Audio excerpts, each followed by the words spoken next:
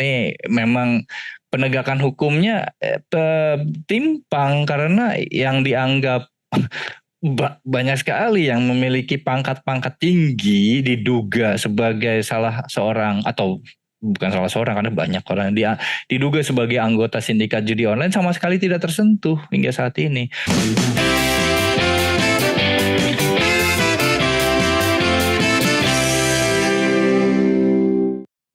Salam Riang Gembira. Salam Riang Gembira. Halo kawan-kawan semua, jumpa lagi dengan saya Aulia dan rekan saya Bang Aib. Halo Bang Aib, apa kabar? Saya kena corona Bang Aul, tapi tidak apa-apa. Kena COVID ya Bang? Kena COVID. Tadi tes positif, tapi badannya nggak masalah sih. Jadi santailah, kita bisa nongkrong hari ini. Bang Aul apa kabar? Aduh, alhamdulillah sehat. Nih saya memang terlihat agak sendu ini matanya saya lihat Bang Aib ini. Saya pikir karena kedinginan. Cepat sembuh Bang Aib ya. Semoga lekas sembuh kembali. Terima kasih. Iya. Bang Aib, hari ini kebetulan kita rekaman ini tanggal 15 Desember nih ya. 15 Desember hari Jumat. Kebetulan hari ini Bang Aib itu saya membaca berita itu pengumuman dari kompas.id bahwa mereka mengumumkan yang isinya itu antara lain laman Kompas ID diserang setelah mempublikasikan seri investigasi judi online sejak Kamis 14 Desember 2023 siang. Sejumlah artikel di Kompas ID sulit diakses karena traffic yang tidak wajar. Nah, Jumat 15 Desember 2023 ini serangan lebih menyeluruh. Kami sedang berupaya mengatasinya. Terima kasih atas dukungan pembaca. Nah, ini menarik nih Bang Aib. Jadi, kalau kita membaca pengumuman dari Kompas ID tersebut, dari Kompas tersebut, bahwa mereka menduga mereka mendapat serangan siber setelah mereka mengangkat laporan investigasi terkait dengan judi online. Iya. Bang Aib, sudah baca belum hasil investigasi mereka? Sudah. Oh sudah ya. Sudah baca ya. Lumayan ini ya, lumayan seru ya. Iya. Mirip dengan cerita yang pernah kita bahas di kanal ini ya berapa minggu yang lalu ya. Benar sekali, benar. Nah ini Bang Aib, sebelum kita bicara soal judi online-nya nih, kalau dari sisi serangan siber yang dialami oleh Kompas ID hari ini, menurut Bang Aib apa sih yang terjadi dengan kanal mereka itu, dengan web mereka ya? Beberapa dugaan, tapi memang tidak bisa secara sahih ya kita bicarakan di sini karena dugaan ini hanya bisa dibuktikan melalui pembuktian empiris dan teknis. Jadi harus ada forensik untuk mengetahui hal tersebut. Tapi memang ada dugaan yang cukup kuat bahwa yang pertama itu Kompas.id dihajar oleh IP Stresser. IP Stresser ini adalah sebuah tool. Jadi tool ini yang membanjiri situs kompas.id. Jadi contohnya gini Bang Aul. Saya jadi misalnya ada orang namanya Rudy. Dia kesal sekali dengan Bang Aul nih. Terus Bang Aul ceritanya ini punya warung soto. Terus Rudy bilang ke saya, Bang Aib, gimana nih caranya supaya warung sotonya Bang Aul nggak laku? Wah, saya ini ngumpulin orang, Bang Aul. Kumpulin orang, 100 orang, 1000 orang, 10.000 orang. Saya kumpulin, dan kemudian saya taruh di depan warung sotonya Bang Aul. Lah orang nggak bisa datang. Kan orang nggak bisa akses, nggak bisa beli, nggak bisa lihat Bang Aul yang selama ini Bang Aul jadi tokoh idola sebagai penjual soto kan, tiba-tiba Bang Aul tidak punya akses baik dari luar, baik dari orang ke Bang Aul maupun Bang Aul keluar karena warung sotonya Bang Aul diblokir oleh saya. Ini gambaran sederhana ya apa itu serangan DDoS. Apa itu IP Stresser, dan ini adalah alat yang digunakan oleh tentara Ukraina juga dalam menyerang balik tentara Rusia. Jadi menggunakan serangan DDoS ini gitu. DDoS attack ya, kalau istilah itu teknisnya ya. Iya, benar sekali. Tapi ya gitulah. Secara sederhana, 1.000 orang depan warung soto, udah gitu.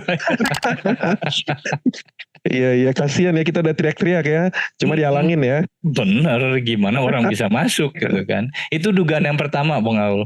Dugaan yang kedua itu ada, jadi kan Kompas ngomong serangannya lebih menyeluruh. Nah ini yang kita khawatirkan memang. Jadi adalah ada serangan-serangan lain selain serangan DDoS ini yang lebih signifikan. Nah ini saya beberapa minggu lalu dikontak oleh seorang petinggi media dan beliau bilang, Bang, kami setelah ngomongin soal judi online, web aplikasi kami dihajar, Bang. Dan kemudian gilanya itu, gilanya adalah link-link yang menuju berita-berita mereka diganti dengan isi judi online. Dan gitu. Iya, kurang ajar ya. Di face. Iya, nggak di face. Jadi linknya diganti, Bang Aul. Oh, linknya diganti. Oke. Iya, jadi ketika saya ingin menuju cara peternak ikan nila dan kemudian saya klik itu ke linknya aplikasi mereka dan ternyata itu ke judi online. Semuanya, hampir semua link itu dan hampir semua link politik larinya ke sana. Dan ini kan jadi pertanyaan yang membingungkan buat beberapa orang. Kok banyak sekali yang ngomong judi online terus tiba-tiba dan berhubungan dengan politik tiba-tiba di hacking. Itu Iya. Ajaib. Ini bentuk represi di dunia maya ini ya. Benar sekali. Iya. Nah, kalau menurut Bang Aib, ini kan kalau Kompas dari bahasa pengumumannya tadi itu kan mereka menduga kuat serangan itu ada kaitan dengan investigasi mereka. Ya. Nah ini kan apa ya? Kalau Kompas atau manajemen Kompas itu tidak punya petunjuk yang kuat, mereka nggak akan berani menyebut seperti itu ya. Berarti mereka diduga sudah punya bukti lah, kurang-kurangnya apa namanya ya? Indikasi yang kuat. Iya. Iya. Jadi kira-kira ini ada hubungannya dengan konten yang mereka angkat di tanggal 14 Desember kemarin ya Bang Aib ya. Benar sekali. Dan kemudian juga saya juga curiga ya. Tapi ini sekedar saya curiga, saya sebagai manusia. Hobinya curiga dosa saya. Dan anehnya itu bukan cuma Kompas, Bang Aul. Beberapa minggu yang lalu, beberapa media, beberapa tokoh masyarakat yang bicara dengan judi online itu kontak saya. Ini secara personal ya. Dan kemudian nanya, ini kami diretas nih Bang Aib ini gimana gitu. Oh saya nanya tracking kemudian kan tracking jejak mereka ngapain aja sih di sosial media beberapa hari terakhir ini. Beberapa orang ngomong soal judi online dan ini kan agak aneh ya. Kalau kebetulan kok 12 kali dalam seminggu nggak masuk akal. Iya. Itu dari target kok kayak gitu jelas itu. Iya. Nah, kita geser nih Bang Aib. Kita geser ke kontennya nih Bang Aib. Iya. Oke, serangan itu kita anggap Kompas selaku media besar, perusahaan besar. Semoga mereka bisa mengatasi ya. Mereka punya SDM, punya recovery. Amin. Nah, kita bicara soal kontennya sendiri. Saya kemarin itu memang sempat membaca itu Bang Aib berita terkait investigasi Kompas tersebut. Judulnya itu kan WNI kendalikan judi daring dari Kamboja. Iya. Dan menurut saya ini luar biasa ya, ini investigasinya. Karena jurnalisnya ini turun langsung berarti kan ke Kamboja ya.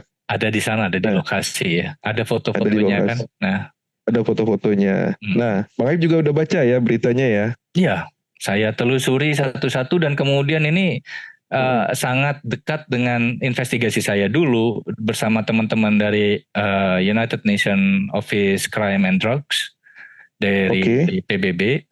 Beritanya hampir sama, maksudnya isi investigasinya serupa. Yang soal itu ya, yang Bang Aib sempat cerita soal mafia segitiga emas Sungai Mekong itu ya? Iya, segitiga emas Sungai Mekong. Ini menarik sekali karena biasanya mereka beroperasi di tiga negara itu yang dilalui Sungai Mekong. Dan di Kompas disebutkan bahwa mereka sekarang beroperasi di Sihanoukville. Sihanoukville itu di bawah ya Bang Aul ya, di selatan ya. Selatan, benar. Jadi itu dekat dengan pantai, dengan laut.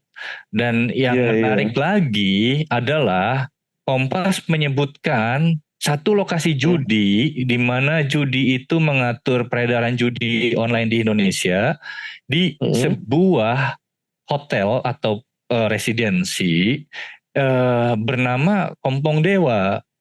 Dan Kampung Dewa. Dan ini sangat menarik sekali karena kalau teman-teman Google Kampung Dewa ini memang benar itu tiba-tiba kita akan muncul di sebuah website yang menjual, maksudnya menampilkan koleksi hotel, koleksi bisnis mereka yang ada di Indonesia. Jadi ada ini satu grup nih dengan lokasi hotel yang ada di Kuta Bali, di Megamendung Bogor, dan kemudian di Tangerang di sebelah Jakarta ya, dan juga ada di Jakarta beberapa di Jakarta Utara. Ya kan menarik ya. Ini satu grup dan kita pikir ini wow. Berarti grupnya ini bergerak di bidang apa? Properti apa tadi itu? Di aplikasi mereka, di web aplikasi mereka itu bergerak di bidang properti. Ada hotel, ada restoran juga, jasa. Dan kalau di situs Kamboja itu mereka bergerak di bidang judi. Jadi kalau di Indonesia bahasanya dibedakan dengan. Iya. Waduh, ini luar biasa ya. Iya. Saya baca liputan Kompas itu benar-benar apa ya? Ya apa yang kita khawatirkan selama ini ya. Bahwa kan sebelumnya kan PPATK kan sempat merilis ada sekian ratus triliun transaksi terkait dengan judi online. Benar sekali. Di mana mayoritas pemain judi online itu adalah masyarakat yang berpenghasilan di bawah rata-rata. Iya. Dan mereka menghabiskan uangnya untuk deposit untuk di judi online itu ya 100 ribuan per hari minimal, sekitar itu ya. Iya. Sementara penghasilan mereka juga nggak jauh-jauh dari itu dalam seharinya. Iya. Nah, ini kan apa ya? Menurut saya ini kan dari investigasi Kompas ini seharusnya kan penegak hukum itu kan mereka sudah mendapat petunjuk yang cukup kuat ya, bagaimana seharusnya menindak mafia judi online ini. Nah, gimana nih menurut Bang Aib ini? Atau kita bicara eskalasinya dulu, situasi geopolitiknya dulu nih. Oke, karena ini kan benar sekali ya. Kalau geopolitiknya mungkin lebih mudah kita ambil kacamata perspektif yang lebih karena bukannya saya tidak mau bicara mengenai penegakan hukum di Indonesia, tapi saya pikir ada orang yang lebih mengerti dari saya, Bang Aul lebih paham daripada saya mengenai hal ini. Yang jadi pertanyaan menarik adalah selama ini kan gangster-gangsternya itu dari Hong Kong, Bang Aul, dari RRC, dari Myanmar, dan ini kan tiba-tiba kita kaget gangsternya dari Indonesia loh. Dan orangnya gampang sekali kita Google siapa sih pemiliknya, gampang banget kita cari di mesin pencari, dan gampang sekali kita melihat bahwa ada foto-fotonya dia dekat dengan pejabat tinggi negara. Dan ini kan yang mengkhawatirkan buat saya. Ya itu yang jadi cukup menarik ya. Jadi pemetaannya selama ini adalah gangster-gangster luar negeri, tapi ternyata dengan investigasinya Kompas dikuasai oleh orang Indonesia. Iya betul. Nah, itu kan dari kacamata geopolitik ya Bang Ale. Iya. Dan tersentuh. Benar.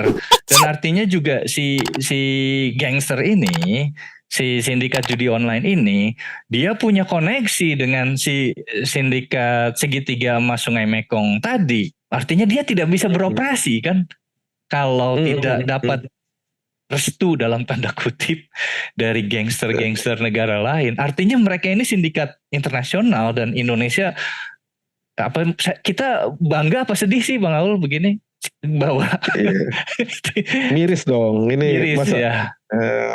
Iya. Ini kan mereka kan gimana pun juga kan judi itu di Indonesia kan ilegal ya. Ya. Karena ini online, ya mereka kan mengakali jadinya ya. Kesannya kan gitu ya. Mereka mengakali, mereka memilih wilayah yurisdiksi di mana bisnis judi itu legal gitu loh. Saya menduga gitu ya. Nah, tapi kan pada prakteknya mereka kan mengeruk keuntungan itu dari uang-uang yang digunakan oleh pengguna, dalam hal ini penduduk Indonesia. Benar. Dan mereka mengambil keuntungan ke sana, membawa dia ke luar negeri gitu loh. Ya, uang itu kan mesti dibawa ke luar negeri ya. Menurut saya ini jelas kejahatan ya. Ini tidak hanya soal kejahatan judi saja, ini juga kejahatan ekonomi menurut saya karena nilainya cukup besar ya. Benar sekali. Nah, ratusan triliun ya kata Pak Mah. Ratusan triliun transaksinya kata PPATK kan. Kata Pak Ivan ya, PPATK, benar sekali. Nah, ini gimana sih kalau Bang Aib menilai bisnis judi online itu kan kita udah pernah bahas ya. Ini kan soal kecanduan judi, ini kan penyebabnya macam-macam ya. Kan masalah psikologi segala macam dari masyarakat. Tapi bagaimana kita bisa mengatasi permasalahan ini Bang Aib? Karena kan bagaimanapun juga bisnis judi online ini adalah kejahatan. Iya. Nah, gimana nih Bang Aib? Kalau saya ngomong kalau konteks Indonesia, saya akan balik lagi ke saya bukan pesimis ya Bang Aul ya. Ini di Thailand itu saya pernah cerita dulu, Kasatgasnya seorang mayor jenderal polisi itu sampai kabur ke Australia untuk minta suaka politik karena dia takut dibunuh di Thailand ketika dia melakukan investigasi judi online. Wow. Ini luar biasa ya. Dan jaringan besar ya. Jaringan besar. Dan saya tidak tahu betapa rumit kompleksnya jaringan ini di Indonesia karena saya tidak kenal dengan orang-orang yang ada di negara yang kemudian masuk ke dalam sindikat judi online. Tapi saya pernah bicara dengan pelaku maksudnya orang yang membuat judi online itu dan kemudian kabur ke luar negeri.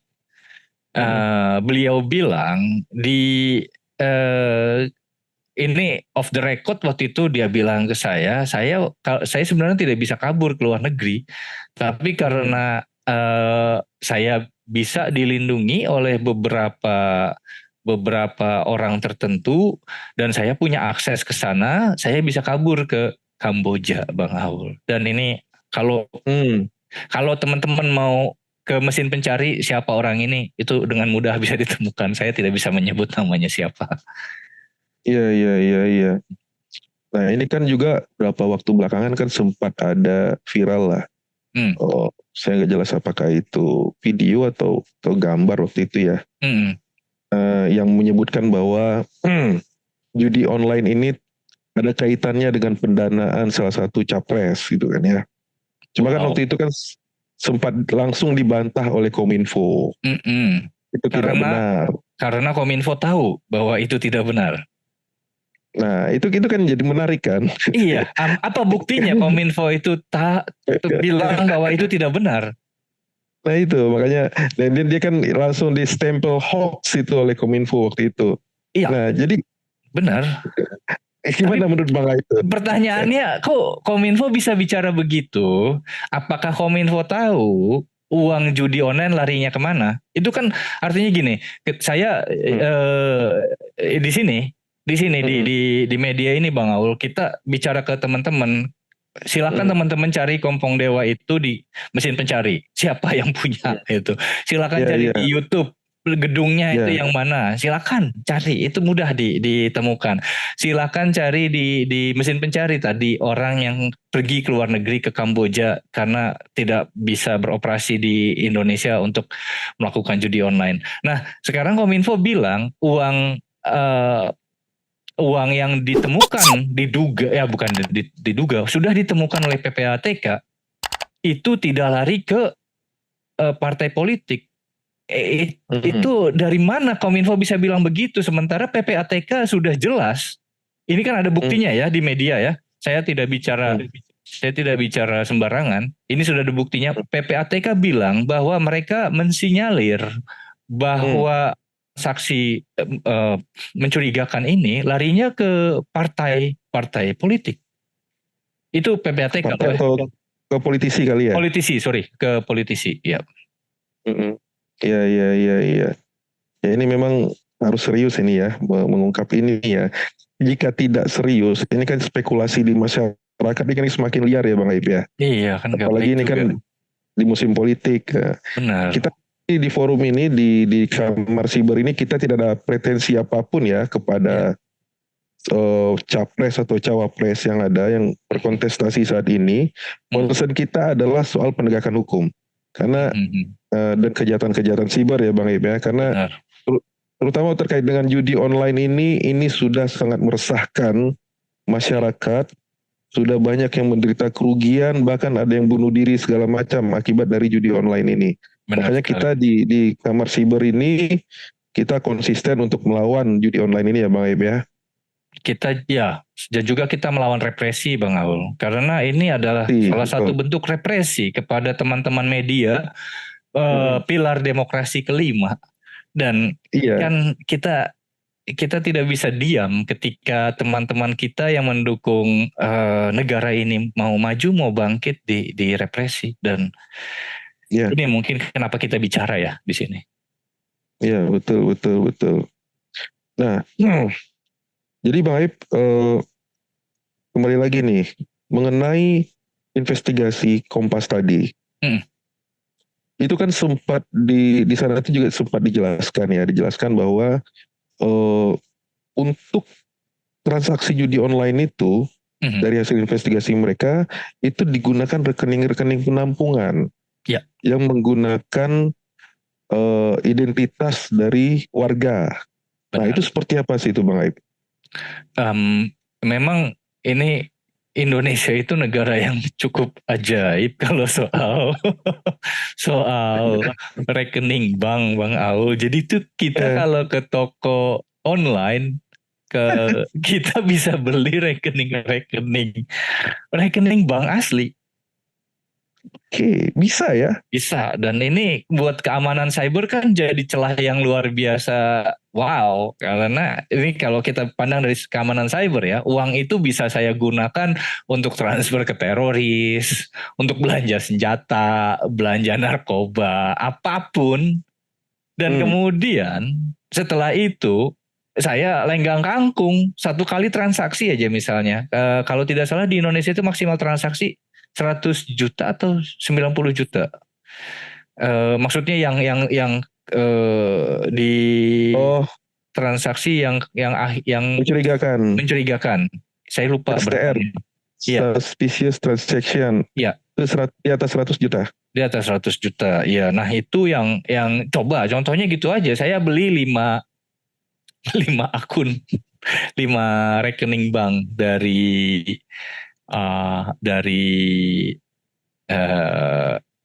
toko online.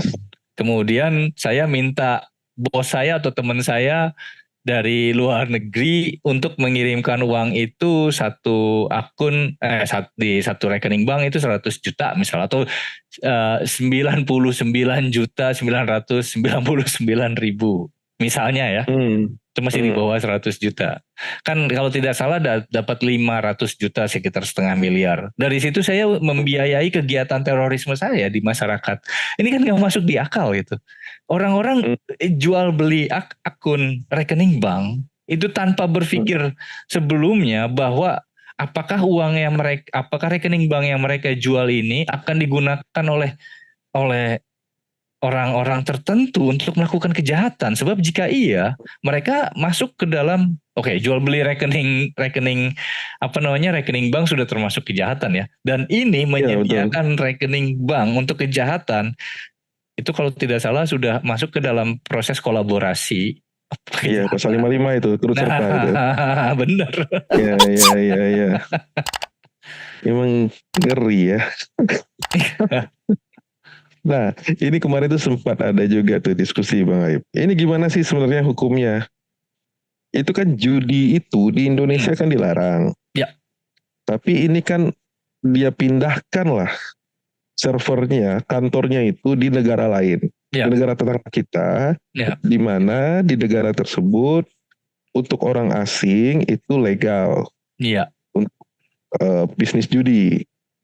Nah, ini hukumnya gimana nih? Ini ada kan yang pelakunya kan di luar. Ya, itu gimana Bang Aul? Kalau menurut Bang Aul ini dari kacamata hukum Indonesia. Iya, memang ini menarik ya. Ini kan orang seperti ini kan dia sedang mengakali hukum ya. Tapi kan secara faktanya itu kalau ini akan jadi perdebatan banyak ahli hukum pidana nanti pastinya. Tapi yang jelas ini kan permainan judi itu walaupun online itu kan terjadi di jurisdiksi kita ya. Ya. Pemainnya itu kan juga orang-orang Indonesia ya. Benar sekali. Cuma kan nggak mungkin penegak hukum menangkap seluruh pemain judi online. Tidak. Ya, nggak mungkin Bang Aib. Yang tidak main berapa juta pemain judi online ini penuh penjara kita.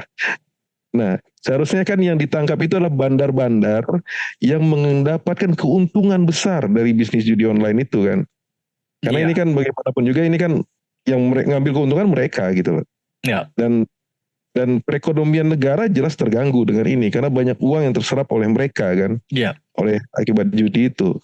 Kalau saya pribadi diminta pendapat seperti itu, menurut saya sih bisa saja selama kita bisa buktikan melalui investigasi atau tracing aliran dana bahwa itu sebenarnya leadernya atau otak dari bisnis judi online itu memang orang Indonesia dan dia berada di sini. Karena bagaimanapun juga kan kalau dalam money laundering ya predicate crime-nya itu jelas ya judi ya. Nah mereka melakukan money laundering dengan layering. Setelah itu mereka melakukan placement, integrating, lalu placement penempatan. Okay. Jadi kan tiga tahapan money laundering itu sebenarnya mesti dilakukan kalau ini memang benar ya faktanya seperti itu. Oke, ini sorry Bang Aul, saya ini sekedar ini ya, sorry saya tertarik ini omongan Bang Aul tadi karena sudah ada placing di sana. Jadi gini Bang Aul, si pemilik judi online ini memang taruh servernya di luar negeri dan dia judi online ya beroperasi di Indonesia, sementara dia sendiri ada di Indonesia.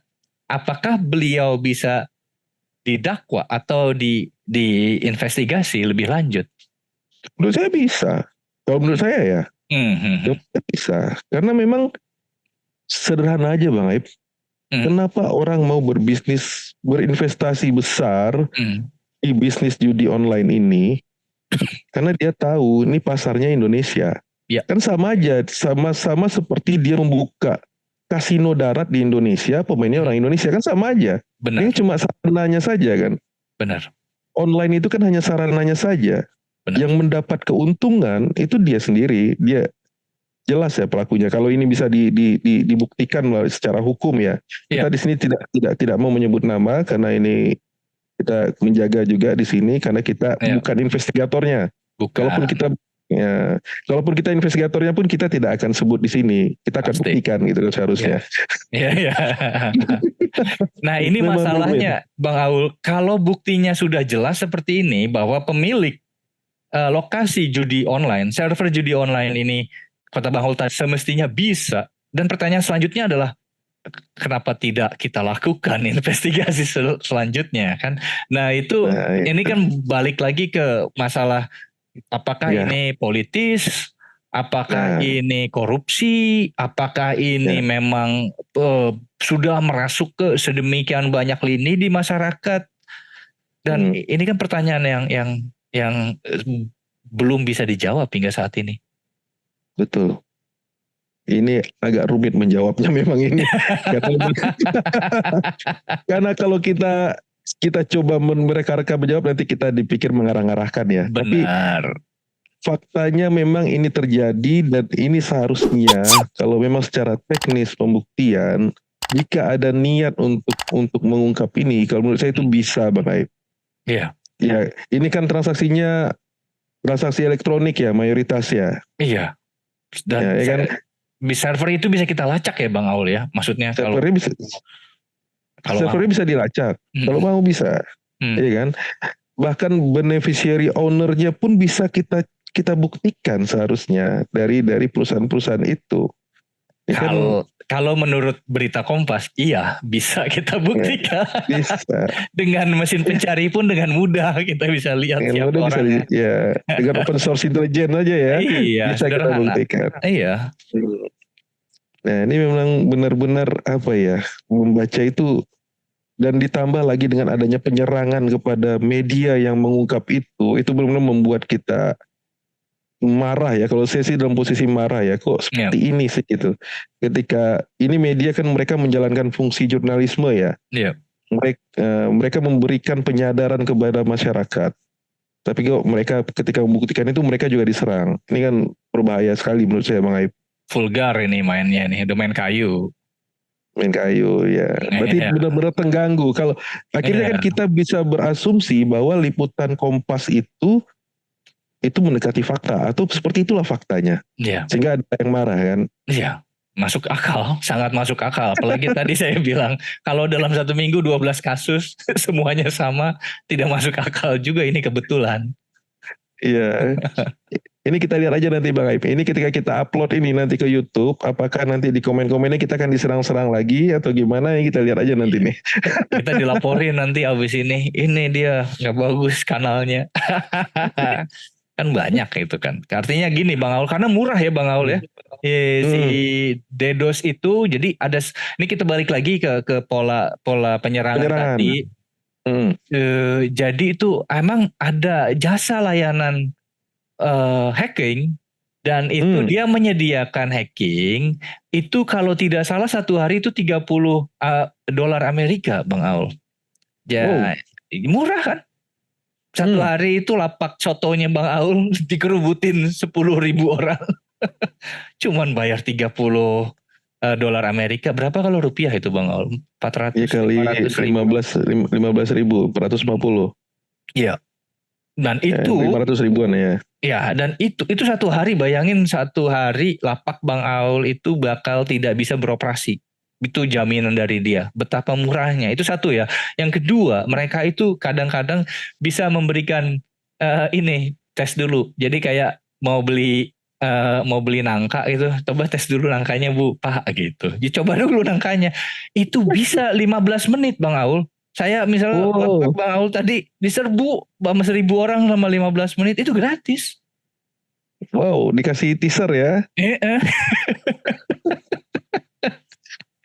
Kacau. Kurang ajar kan.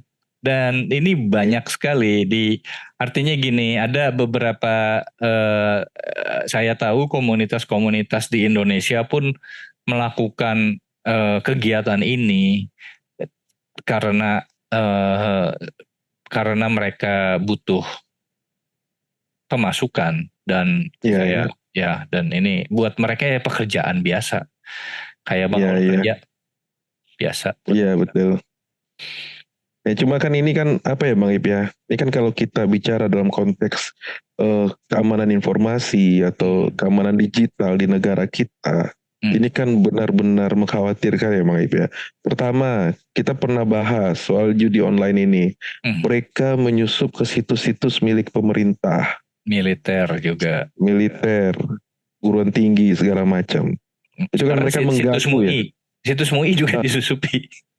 Ya ampun. Situs ulama Indonesia disusupi judi online. Ini kan ironis ya. Dia nggak tahu itu si apa namanya, wapres kita ulama. Iya, mantan ketua MUI wapres kita itu. Iya, disusupi judi online. Waduh, kacau gitu nih. Itu yang pertama, dia menyusup ke situs-situs. Itu kan mengganggu ya, dan itu kan perbuatan itu kan juga perbuatan pidana ya kalau kita bicara undang-undang ITE ya. Benar. Terus yang kedua, mereka telah melakukan kejahatan judi online-nya sendiri. Yang itu telah merugikan banyak masyarakat, baik secara perekonomian maupun berdampak sosial kepada masyarakat kita. Nah, terus yang ketiga, ketika itu diungkap, mereka melakukan penyerangan kepada media, kepada jurnalis. Nah ini kan kalau menurut saya ini kan udah benar-benar apa ya, ini seolah-olah mereka, saya mohon maaf ini siapapun yang menonton ini, kalaupun ini pelakunya yang menonton, mereka sedang menunjukkan bahwa mereka itu adalah orang-orang yang tidak tersentuh oleh hukum gitu loh. Iya.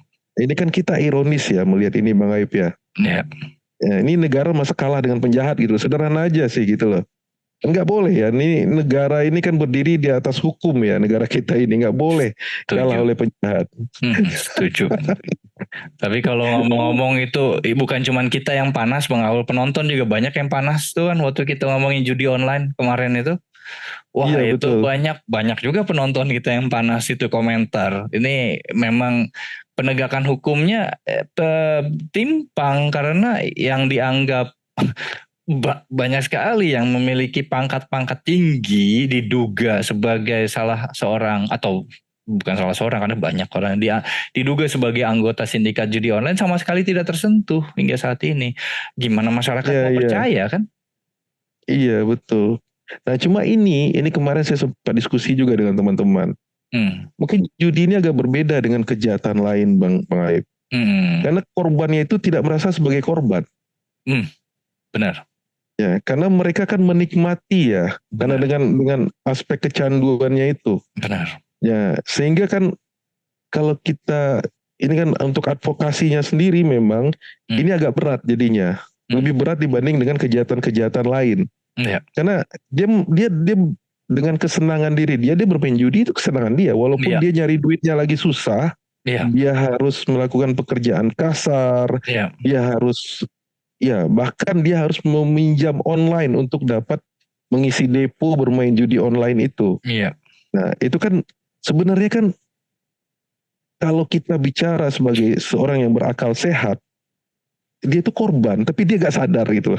Makanya kan kita di channel ini kan kita upaya kita memberikan edukasi kepada masyarakat ini, Indonesia khususnya, agar mereka tidak menjadi korban. Karena memang korban itu kita melihat korban itu kan dari sisi kejahatannya ya Bang Aib ya. Iya. Mereka adalah korban kejahatan sebenarnya. Gimana menurut Bang Aib? Iya, saya setuju itu. Saya setuju karena balik lagi tadi yang kaya kan cuma segelintir orang. Nah, kita tahu lah siapa orangnya. Iya. Dan ini sangat tidak gimana ya Bang Aule, kayak ini orang-orang itu memperoleh kekayaan atau memperoleh wealth, memperoleh kenikmatan hidup dari rusaknya, hancurnya keluarga atau rumah tangga orang lain di Indonesia. Dan buat saya kan banyak sekali keluarga itu yang hancur karena judi online ini.